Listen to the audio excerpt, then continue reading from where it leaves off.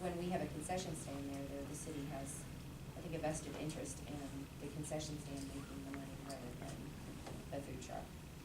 Just mine. And But where else does the city have a concession stand? Just at the. we only have a couple, Park.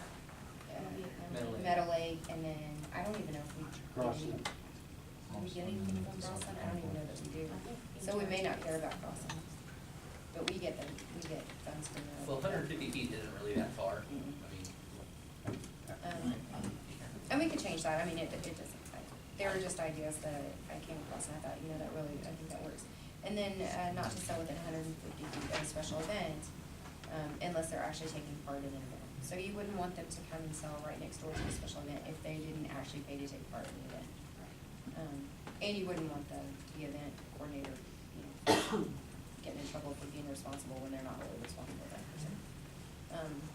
On all of these, drive-through, drive-by service is not authorized, seating is not authorized, trash cans have to be provided. The motor vehicles have to be enclosed, they have to be, smooth walls, things like that, so they can be cleaned easily. Temporary stops.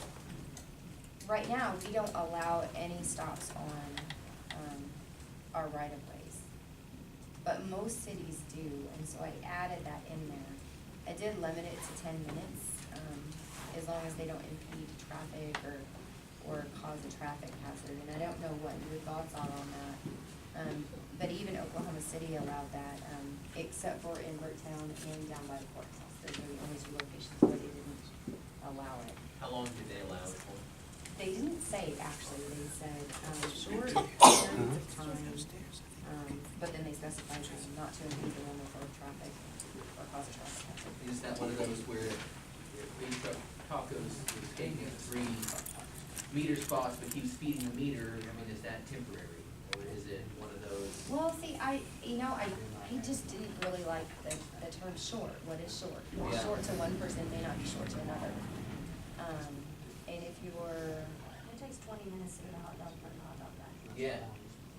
Well, I mean, I kind of thought, is that intended to, like, cover a lunch hour? So a food truck can, see, and that's up to the commission, but would you really want them to, and I put 10 minutes. I don't think I would wanna see them stopped in the street for an hour serving hot dogs to people. well, maybe I'm misreading this, but the temporary stops to, I guess I envision this, I mean, if you're not impeding the flow of traffic, you gotta be in a parking spot, basically.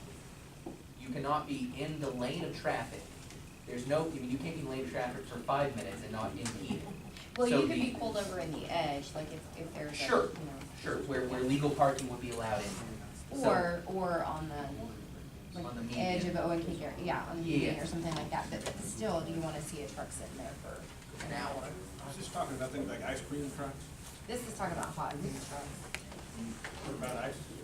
Ice cream trucks is next, and I don't think they'll have the same issue. I think, a few minutes for them is fine. But that may be something to think about. That's the only kind of like that goes to make sugar stuff. I've never seen any, like, come on and serve hot food, just 10 minutes and then move on. Maybe they do. I haven't seen that Some places, downtown. but not here. I mean, downtown, I haven't seen that in the city, but I don't know if it doesn't happen. Most of the time, they set up for a set amount of time, like they say, we'll be at this place from this time to this time. Yeah, and they're usually in So that private may be parking. something that we don't need at all then.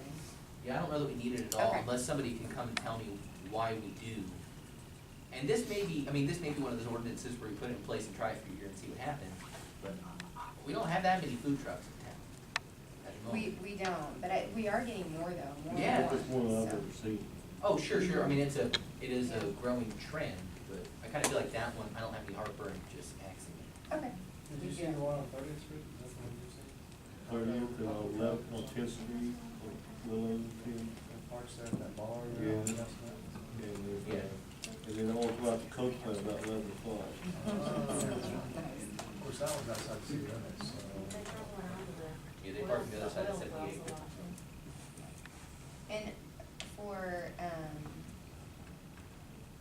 food trucks, that are licensed and needed, what I've put in here that they would no longer have to pay for a separate special event vendor permit. They wouldn't have to pay for it. They would still have to go through the special event process, which we need to update, but they wouldn't have to pay separately, because they're already licensed. So earlier when you were saying that it was $20 for them to get a special event, It's just a one-time, it's like a one-day, like a one-event thing, so they could come like for a week-long event, so they could come for, tri-state. well, but I'm Yeah, saying, or the truck thing festival. is like, no, because when, I'm not having all of them pay, I mean, the event coordinator, so, okay, say, like Main Street has First Friday, they have food trucks come up every First Friday.